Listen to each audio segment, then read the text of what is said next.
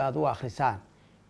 gumaystayaashii ingiriiska iyo talyaaniga iyo faransiiska ee dhulkeena gumaystay waxay adeegsan jireen ee caddaanka ahaa waxay adeegsan jireen waxa weeyaan dad Soomaali ah ay adeegsan jireen markaas waxa la yiraahdaa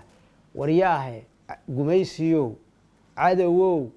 haddaan qof Soomaali aanu ku hor socono uusan ka tusayno oo baylahdayda uusan ku tusayno sirtayda uusan bixinaynin waxba igamaada qaadeen waa iska ka celin lahaa sidaa weey markaan macnaha guud inta kaga baxo waxaan soo qaadanayaa marka sheeko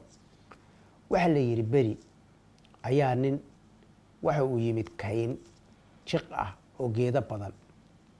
ninku waxa uu wataa gudin dhiliq ah ayuu wataa dhiliq waxa laga wadaa daab male waa birti kaliya oo galoolon dabadii sida uga galoolon meeshii geedka laga gelin lahay kaliya afki laakiin uu xiirayo afki u soo faysayo ee cusub tahay markaas wuxuu ku yiri baa la yiri geedayahow laan aan ku daabto gudinta isiya laan gudinta aan ku daabto idinkana waxba idinka dhibi mayso anna waxba ii tariyo way iigu daabmiye laan gudinta